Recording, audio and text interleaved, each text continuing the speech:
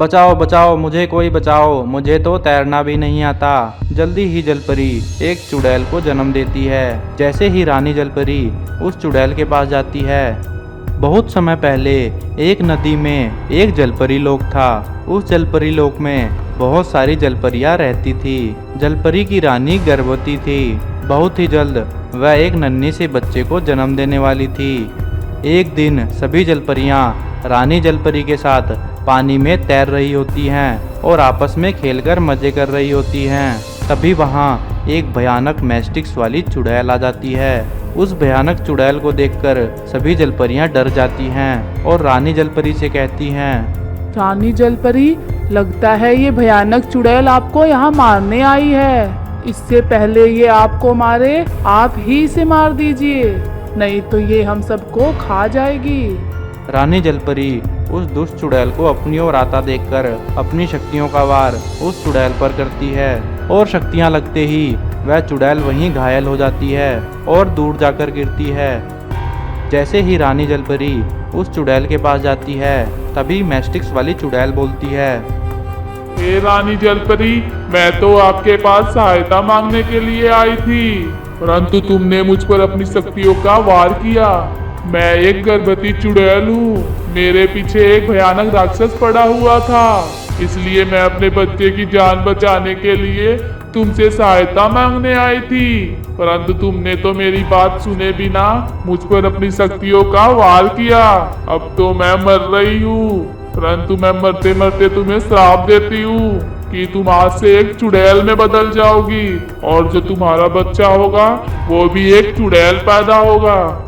ऐसा कहकर वह मैस्टिक्स वाली चुड़ैल अपने प्राण त्याग देती है और चुड़ैल के मरते ही जलपरी एक भयानक मैस्टिक्स वाली चुड़ैल में बदल जाती है। जलपरी रोने लगती है और बोलती है, मुझसे बहुत बड़ी गलती हो गई।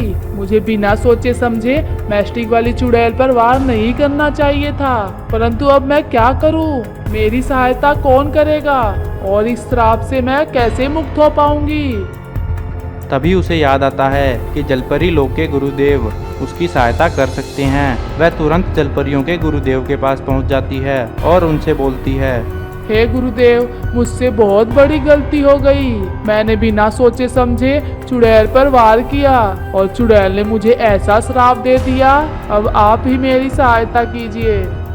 हे जलपरी, किसी के दिए हुए श्राप को तोड़ना बहुत मुश्किल है। तो क्या गुरुदेव मैं हमेशा चुड़ैल रूप में रहूंगी? कोई तो उपाय होगा। जलपरी, एक उपाय है। तुम बहुत ही जल्द एक बेटी की माँ बनोगी। चुड़ैल की शराब की वजह से वह भी चुड़ैल जैसी ही होगी। जब वह बड़ी होगी तब कोई इंसान अगर उससे शादी कर ले तब वह तुम्हारा श्राप टूट जाएगा और तुम दोनों फिर से जलपरी में बदल जाओगी। उसकी यह बात सुनकर जलपरी फिर से जलपरी लोक चली जाती है।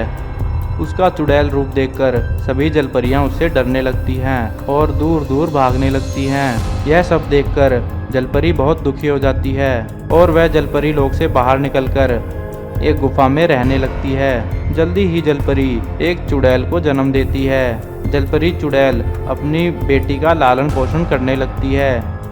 जल्द ही चुड़ैल की बेटी बहुत बड़ी हो जाती है और एक दिन चुड़ैल की बेटी नदी में तैर रही होती है। तभी वह देखती है कि एक लड़का बंटी नदी के किनारे घूम रहा है। तभी उसका पैर फिसलता है और वह नदी में जाकर गिर जाता है। बचाओ बचाओ, मुझे कोई बचाओ, मुझे तो तैरना भी नहीं आता। बंटी उस नदी में डूबने लगता है और चुड़ैल की बेटी को उस पर दया आ जाती है और वह बंटी को नदी से बाहर निकाल देती है। बंटी चुड़ैल को देखकर बहुत घबरा जाता है और चिल्लाने लगता है, हे भगवान, यह चुड़ैल कहाँ से आ गई? यह तो मुझे खा जाएगी। घबराओ मत इंसान, मैं तुम्हें कुछ नहीं करूंगी। मैंने तो तुम्हारी जान बचाई है। तुम इस नदी में डूब रहे थे। अरे हाँ, तुमने तो मेरी जान बचाई है। तुम तो बहुत अच्छी चुड़ैल हो। मेरी माँ तुम्हें देखकर बहुत खुश होगी। यह कहकर बंटी उसे अपनी माँ के पास ले जाता है। उस चुड़ैल को देखकर उसकी माँ बहुत घबरा जाती है। तभी बंटी कहता है, माँ तुम यह क्या कर रही हो? माँ, यह चुड़ैल बहुत अच्छी है और मुझे यह बहुत पसंद है और मैं इससे शादी करना चाहता हूँ।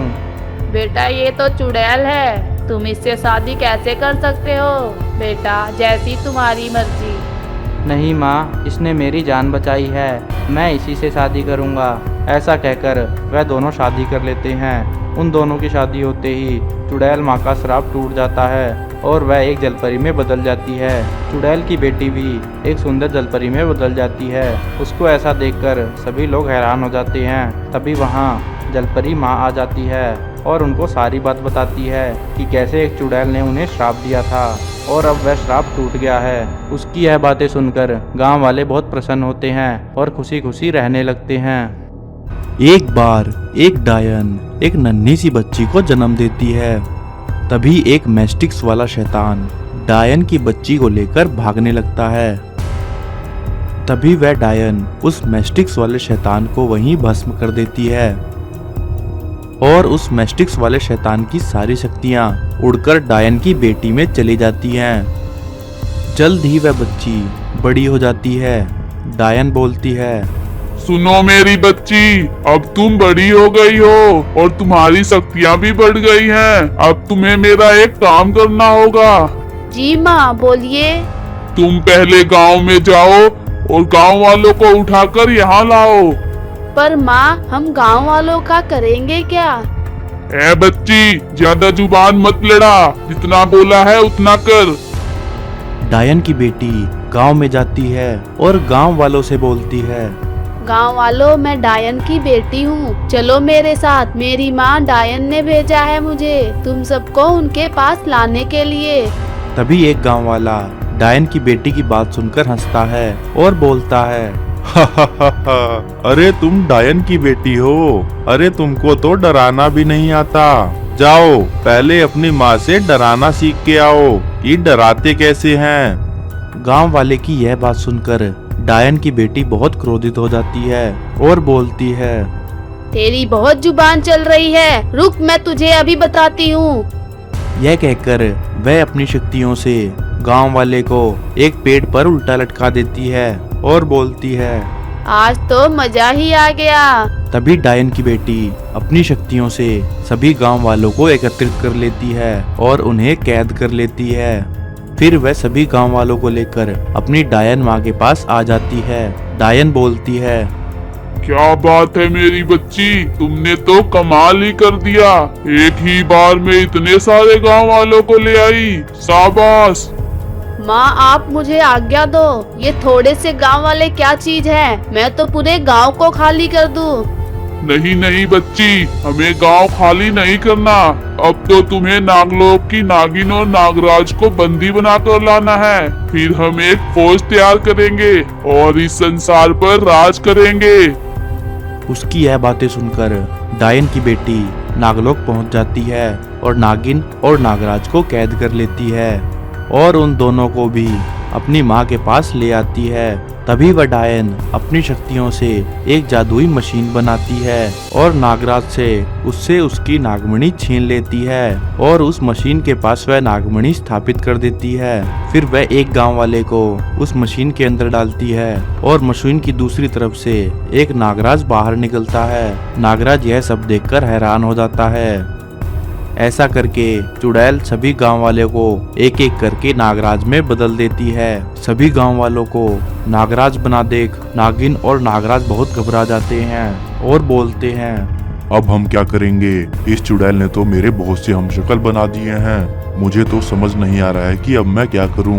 अरे हाँ, एक तरकीब है। अगर मैं इस नागमणि को भस्म कर दूं तो नागमणि के साथ साथ इससे बने हुए सभी नागराज भी भस्म हो जाएंगे और साथ में ये डायन भी भस्म हो जाएगी। परंतु ऐसा करने से मेरी सारी शक्तियाँ चली जाएंगी। परंतु इस संसार की रक्षा के लिए मुझे यह सब करना होगा। ऐसा कहकर नागराज उस नागमणि में आग लगा देते हैं। नागमणि के जलते ही सभी नागराज जलने लग जाते हैं और जलकर भस्म हो जाते हैं। तभी नागिन डायन और उसकी बेटी को वहीं उसकी गुफा में कैद कर देती है। एक बार समुद्र में पानी के नीचे कुछ जलपरियां रानी जलपरी के साथ अपने अंडों की रक्षा कर रही होती हैं। तभी वहां एक बहुत बड़ी मछली पर बैठकर मैस्टिक्स वाली चुड़ैल हमला कर देती है। वह विशाल मछली अपने मुंह से आग के गोले फेंक रही होती है। सभी जलपरियां घबरा जाती हैं और इधर उधर भागने लगती हैं। बचाओ बचाओ रानी जलपरी, हमें बचाओ। ये तो बहुत विशाल मछली है और ये अपने मुंह से आग के गोले छोड़ रही है। ये तो हमें जलाकर भस्म कर देगी। जलपरियों, ये अंडे मुझे दे दो, नहीं तो मेरी ये विशाल मछली तुम सबको जलाकर राख कर देगी। घबराओ मत मेरी जलपरियों, हम सबको मिलकर इसका मुकाबला करना होगा। सभी लोग मिलकर एक साथ इस पर हमला करो। तभी सभी जलपरियां रानी जलपरी की बात मानकर उस विशाल मछली को चारों तरफ से घेर लेते हैं और सभी मिलकर अपनी शक्तियों का वार उस विशाल मछली पर करती हैं। अचानक हुए इस हमले से वह विशाल मछली घायल हो जाती है और वहां से भाग जाती है। मैस्टिक्स वाली चुड़ैल उस मछली से नीचे गिर जाती है और सभी जलपरियां उसे पकड़ लेती हैं और उसे रानी जलपरी के पास ले जाती हैं। रानी जलपरी बोलती हैं, दुष्ट मैस्टिक वाली चुड़ैल, तुमने हमारे जलपरी लोग पर हमला करके अच्छा काम नहीं किया। इसकी सजा तुम्हें अवश्य मिलेगी। तभी रानी जलपरी उसे एक पत्थर में बदल देती है और कहती है, इस पत्थर चुड़ैल को ले जाकर समुंदर से बाहर फेंक दो। जलपरियां उसे लेकर जाती हैं और उसे समुद्र के बाहर फेंक देती हैं। वहीं समुद्र के बाहर एक लालची मछुआरा अपनी जेसीबी से मछलियां पकड़ रहा होता है। पत्थर बनी हुई चुड़ैल को समुद्र से फेंकते हुए एक जादुई मछली देख लेती है और बोलती है, हे भगवान, मेरी मालकिन मैस्टिक वाली चुड़ैल को तो इन जलपरियों ने पत्थर बना दिया है। अब मैं क्या करूंगी? उन्हें कैसे बचा पाऊंगी? मछली यह सोच रही होती है तभी मछुआरे के जाल में फंस जाती है और मछुआरा इतनी बड़ी विशाल मछली देखकर बहुत खुश होता है और उसे जेसीबी से बाहर निकालता है और बोलता है, हे भगवान, इतनी बड़ी मछली, ऐसी मछली तो मैंने अपनी पूरी जिंदगी में नहीं देखी। इसे ले जाकर अपनी पत्नी को दिखाता हूँ, वह इसे देखकर बहुत खुश होगी।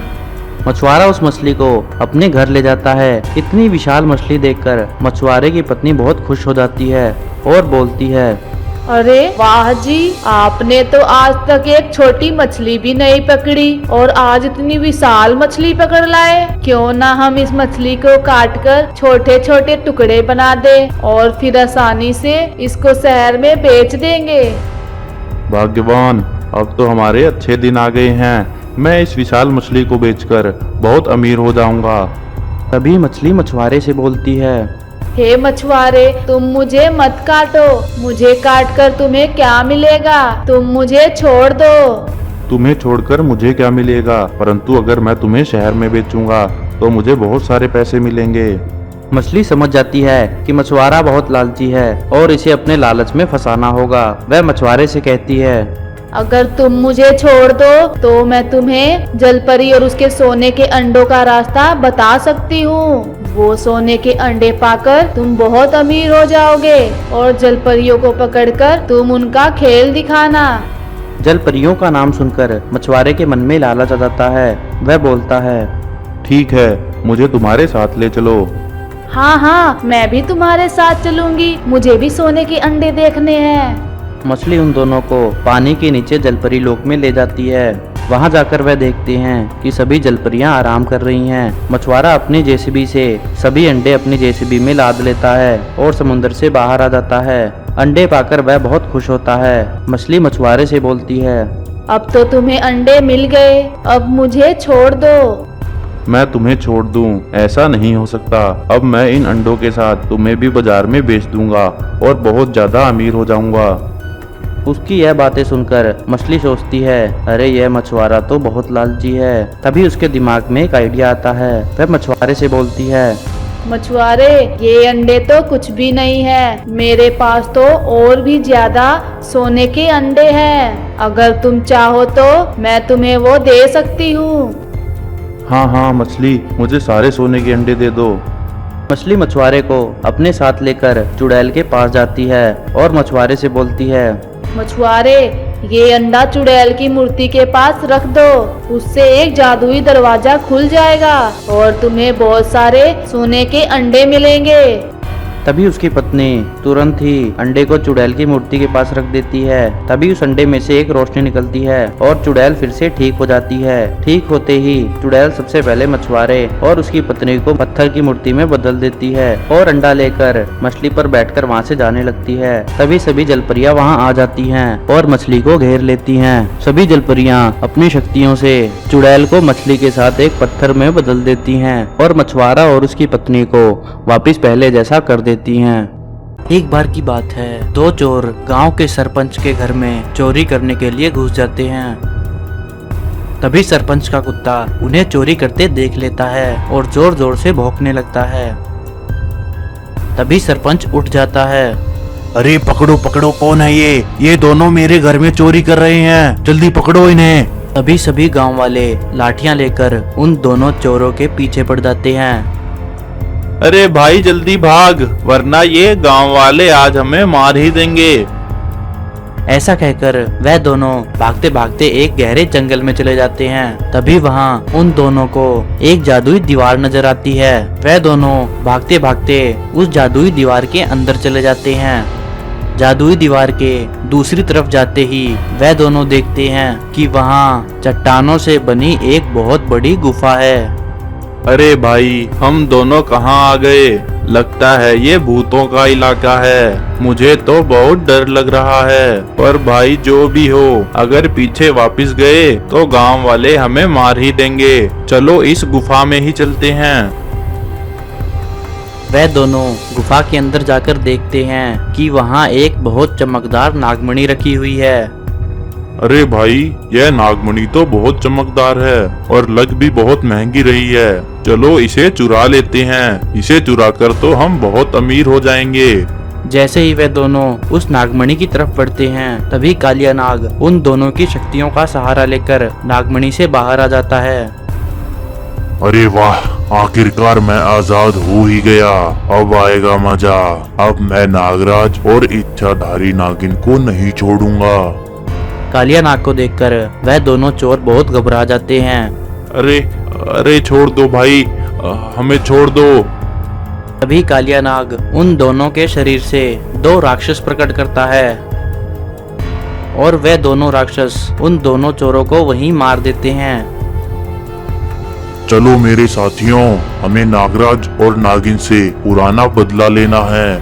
ऐसा कहकर वह तीनों नागराज और नागिन की तलाश में निकल पड़ते हैं। वहीं पास में इच्छाधारी नागिन और नागराज आपस में बात कर रहे होते हैं।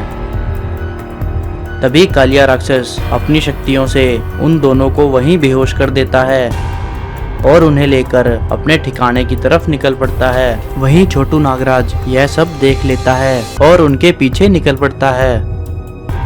वहां ले जाकर वह तीनों शैतान उसके माता पिता को वहीं कैद कर देते हैं। छोटू नागराज यह देखकर बहुत घबरा जाता है। मुझे कुछ करना होगा, ये तीनों मेरे माता पिता को मार देंगे। पिताजी ने कहा था कोई भी समस्या हो तो नागगुरु के पास जाना। ऐसा सोचकर वह नागगुरु के पास जाता है और नागगुरु से बोलता है। नागगुरु एक कालिया राक्षस जिसे माता पिता ने नागमणि के अंदर कैद कर दिया था, वह उससे आजाद हो गया है और अपने दो राक्षसों के साथ मेरे माता पिता को पकड़कर अपने ठिकाने ले गया है और उन दोनों को वहीं कैद कर दिया है। मुझे उन दोनों को बचाना होगा, परंतु मेरे पास इतनी शक्तियाँ नहीं हैं। कृपया मेरी सहायता कीजिए। घबराओ मत बच्चे, तुम्हारे माता पिता को कुछ भी नहीं होगा। तभी नागगुरु एक नागमणि प्रकट करते हैं और वह नागमणि छोटू नागराज को दे देते हैं और छोटू नागराज बहुत शक्तिशाली हो जाता है। फिर वह कालिया राक्षस के ठिकाने पर जाता है और उसे बोलता है, हे दुष्ट, छोड़ दे मेरे माता पिता को।